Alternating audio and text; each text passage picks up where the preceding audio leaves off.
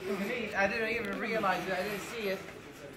The existence of what is known as Al-Uhd Al-Umariyya. This is an edict signed by Umar radiallahu anhu to the people of, I'll just read it to you inshallah ta'ala and explain. So it says, هَذَا مَا أَعْطَى عَبْدُ اللَّهِ.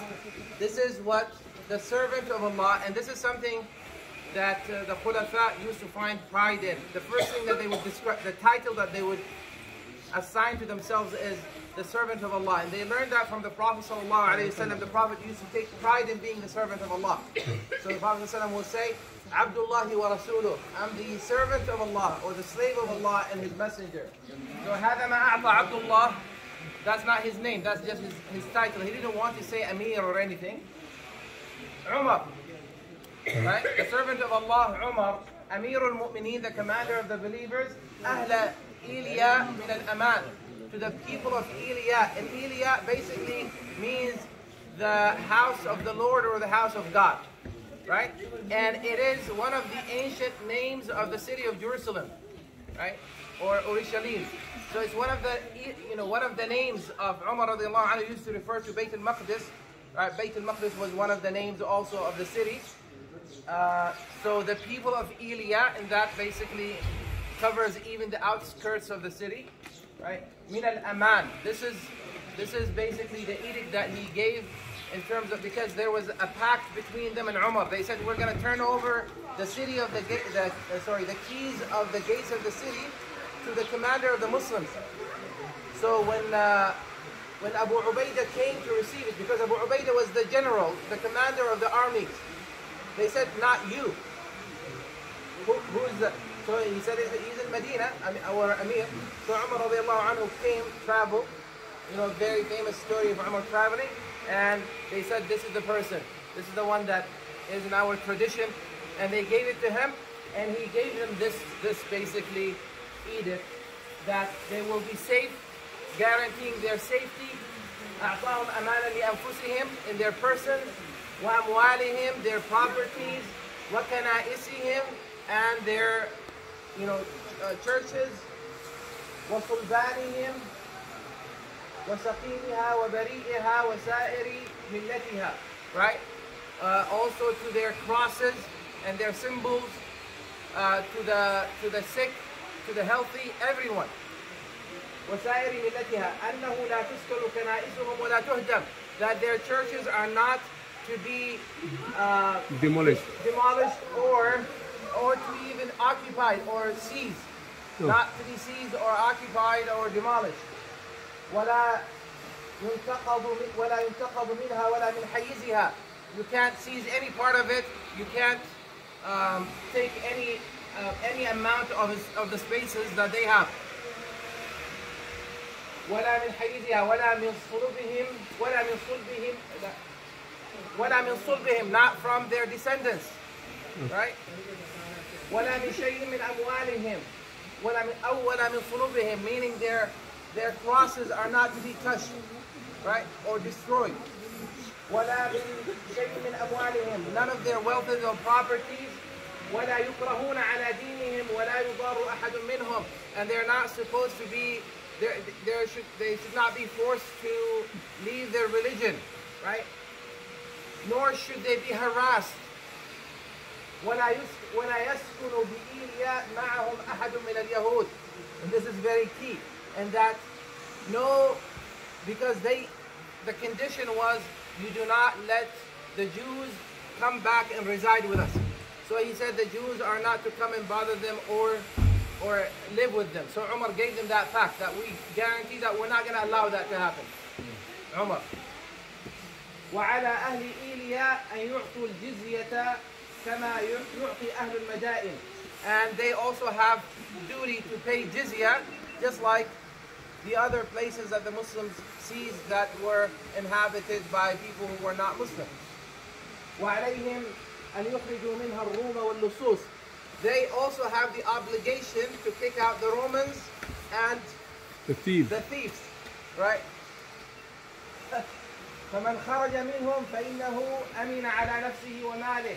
So whoever leaves willingly, then that person will be safe and protected. حتى يبلغوا مأمنهم ومن أقام منهم فهو آمن. Until they reach their destination back to Europe or where they came from or Constantinople, wherever they came from. And whoever decides to stay, then that person also is safe, right? Safety and protection is extended to that person. وعليه مثل ما على أهل إيلياء من الجزية.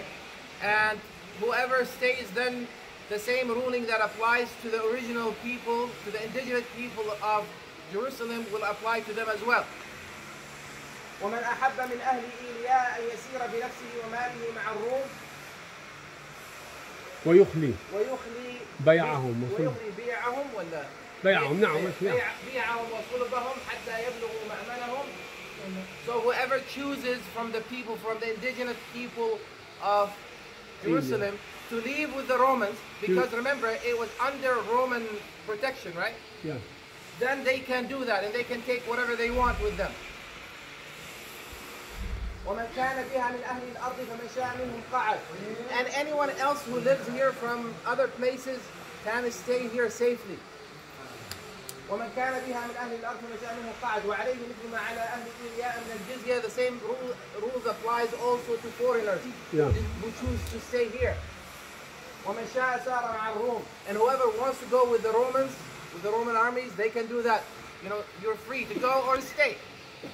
ومن شاء رجع إلى أهله. And whoever wants to go back to where they came from, the foreigners that came from other remote areas, they can go back. We will secure them. They're safe. No one is. فإنه لا يؤخذ منهم شيء حتى يحصد حصادهم. And nothing is to be collected from them. No payments will be collected from them until they're able to harvest their crops. Meaning because financially we're not going to burden them until it's time for them to really cash on whatever they've been, because most of them were farmers. That was the primary source of income for them. So basically he gave them an extension. You don't have to pay anything until you're able to do so. Then this is where it gets interesting. وعلى ما في هذا الكتاب. And to what is mentioned in this writing or book. Ahdullah. Right? We give them a promise from Allah subhanahu wa ta'ala. وَذِمَّةُ رَسُولِهِ. Right?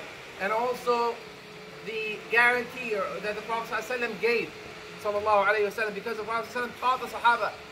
You know, this has been inspired by what Umar radiallahu anhu learned from the Prophet sallallahu alayhi wa sallam. Right? وَذِمَّةُ رَسُولِهِ وَذِمَّةُ الْخُلَفَاءِ. Right? Umar is guaranteeing also that the Khulafa will abide by this. وَذِمَّةُ الْمُؤْمِنِينَ. And all of the believers, the Muslims, will stand behind this. إِذَا أَعْطُوا الَّذِي عَلَيْهِمْ مِنَ الْجِزْيَةِ. So long they fulfill and they pay their jizya, we are going to guarantee all of this. And then, check this out. The witnesses. The witnesses. Who witnessed this and signed on this? 4 people. Yeah? Yeah. Can you hear me? Can you hear me without mic? Okay. Who witnessed this? Listen to the name. Khalid ibn al-Walid. A witness who actually signed. Right? Amr ibn al-As. He signed his name, radiallahu anhu. Abdul Rahman ibn Auf, one of the 10 promised Jannah. He signed the pact as well. ومعاوية ibn Abi Sufyan. And Muawiyah. Huh? Yeah, ومعاوية ibn Abi Sufyan. He also signed. He was one of the writers or the scribes of Wahi. Right? So they all signed their names, meaning they wrote their names with their own hands. And then Amir al-Mu'mineen, he signed his name as Umar ibn Khattab. That's it. He signed his name, and the year it was written, year 15 of the Hijrah of the Prophet sallallahu alaihi wasallam. That's less than 5 years after the death of the Prophet sallallahu alaihi wasallam. Right? Okay. After the death of the Prophet sallallahu alaihi wasallam. So this is an extraordinary piece of document. Obviously, this is not the actual document. This is just a transcription of the document itself. بالمناسبة أين العهدة العمرية الأصلية المكتوبة؟ وين توجد؟ يقال في اسطنبول. Okay. I think the actual copy of it is, and I believe that there were 2 copies written. One left with the Muslims, and the other one was given to them, right? And I think the one that was left with the Muslims is in the top copy palace. With the Christians, it's in St. Catherine in Egypt. Oh, subhanallah. Yeah.